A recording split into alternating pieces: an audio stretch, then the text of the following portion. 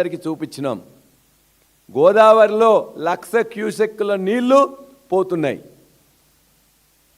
దాన్ని నింపుకోవడానికి మన యొక్క రిజర్వాయర్లు నింపుకోవడానికి అన్ని రిజర్వాయర్లు నింపుకోవడానికి కావాల్సిన నీళ్ళు ఇవాళ ఎత్తిపోయడానికి కావాల్సిన వ్యవస్థ ఉన్నది. ఏమంటున్నారు? సుందిళ్ళ రిజర్వాయర్ బాగాలేదు, అన్నారం రిజర్వాయర్ బాగాలేదు, అందులో కొన్ని లీకేజీలు ఉన్నాయి కాబట్టి మేము ఎత్తలేమని చెప్పేసి కుని రాగాలు వలుకుతున్నాడు ఉత్తమ్ కుమార్ రెడ్డి. ఉత్తమ్ కుమార్ రెడ్డికి ఏమీ తెలీదు. రేవంత్ రెడ్డికి కొద్దిగా తెలిసినా ఇవాళ ఆంధ్రప్రదేశ్ ముఖ్యమంత్రి చంద్రబాబు నాయుడు యొక్క ఆదేశాలు మాత్రమే ఇక్కడ పాటిస్తున్నారు. ముఖ్యమంత్రి రేవంత్ రెడ్డి కాదు, ముఖ్యమంత్రి రేవంత్ రెడ్డి ఏమన్నా కొద్దిగా అటు ఇటు చేస్తే వెంటనే తన యొక్క మనిషి ద్వారా మొత్తం కూడా కంట్రోల్ పెట్టుకున్నారు. ఇవాళ నీళ్ల శాఖకు అధికారిగా సలహాదారుగా ఉన్న ఇవాళ ఆదిత్యనాథ్ దాస్ ద్వారా తమకు కావాల్సిన నీళ్లను వాళ్ళు తీసుకొని పోతున్నారు. ఈ 1,00,000 క్యూసెక్కుల నీళ్ళు ఎవరికి పోతున్నాయి? ఆంధ్రప్రదేశ్ మాగాణాలు పండడానికి పోతున్నాయి. కన్నెపల్లి దగ్గర ఎత్తట్లేదు, అదేవిధంగా సమ్మక్క సాగర్ దగ్గర ఎత్తట్లేదు, సీతారామ సాగర్ దగ్గర ఎత్తట్లేదు. ఆ నీళ్లు చక్కగా ఇవాళ గోదావరి మాగాణానికి పోతున్నాయి. ఎవరి ఆదేశాల ప్రకారం? చంద్రబాబు నాయుడు ఆదేశాల ప్రకారం. ఎవరి ద్వారా పోతున్నాయి? ఆదిత్యనాథ్ దాస్ ద్వారా. మరి ఇక్కడ అధికారులు ఏం చేస్తున్నారు? వాళ్ళ అధికారులకు ఇప్పుడు ఏమీ మాట్లాడే శక్తి లేదు. ఉత్తమ కుమార్ రెడ్డి ఇవాళ ఉత్తమంత్రి మాత్రమే. ముగ్గురు ముఖ్యమంత్రులు కలిసి అక్కడ మీటింగ్ పెట్టుకుంటే ఈయనను తీసుకోపోయినా లోపల కూర్చొనియ్యారు. అదేవిధంగా ఆయనే నల్గొండ జిల్లా సంబంధించిన యాదగిరిగుట్టకు ఒక కమిటీ వేస్తే మంత్రిగా ఆయన కనీసం ఇన్ఫర్మేషన్ ఉండదు. ఆయన మనుషులను తీసుకోవడం కాదు, ఆయన కనీసం ఆయనకు ఇన్ఫర్మేషన్ కూడా ఉండదు. ఆడ ఎమ్మెల్యేలకు ఉండదు, ఆడ మంత్రులకు ఉండదు, మా వరంగల్ జిల్లా సంబంధించిన మంత్రులకు కూడా ఉండదు, ఎవరికి ఇన్ఫర్మేషన్ ఉండదు. ఈ యొక్క మంత్రిమండలిలో ముగ్గురు మాత్రమే 1, 2, 3 పొజిషన్లో ఈ రాష్ట్రాన్ని దోచుకుంటున్నారు. మిగతా మంత్రులకు కూడా కనీసం వాళ్ళు మాట్లాడే శక్తి లేదు. ఎందుకంటే ఈ యొక్క కాంగ్రెస్ నాయకులు కానీ, ఎమ్మెల్యేలు కానీ, మంత్రులు కానీ వాళ్ళది ఒక బానిస మనస్తత్వం. తెలంగాణ వచ్చేంత వరకు 50-60 ఏళ్ళు కూడా ఆంధ్ర నాయకుల మోచేతి నీళ్ళు తాగిన వాళ్ళు కాబట్టి వాళ్ళ యొక్క పెంపుదల కూడా అట్లనే ఉంటుంది, వాళ్ళ ఆలోచన సరళి కూడా అట్లనే ఉంటుంది. బానిస మనస్తత్వంతో ఉన్నవాళ్ళు కనీసం మా నీళ్లు మాకు కావాలని చెప్పేసి అడిగిన శక్తే లేదు కదా.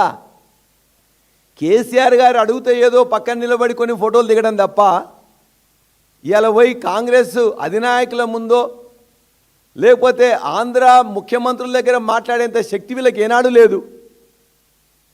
ఇవాళ ఆంధ్ర ముఖ్యమంత్రి నడిపిస్తున్న ఈ ప్రభుత్వంలో మాట్లాడే శక్తి ఎక్కడి నుంచి వస్తుంది?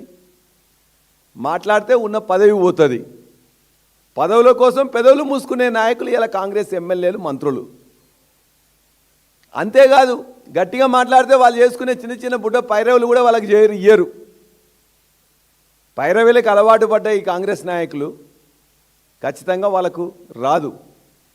కాబట్టి వాళ్ళందరూ కూడా సోయి తెచ్చుకోమని చెప్పేసి అడుగుతున్న ఉత్తమ్ కుమార్ రెడ్డి కూడా ఎన్డీఎస్ఏ అని చెప్పేసి రోజు ఏదో సొల్లువాగుడు కాదు.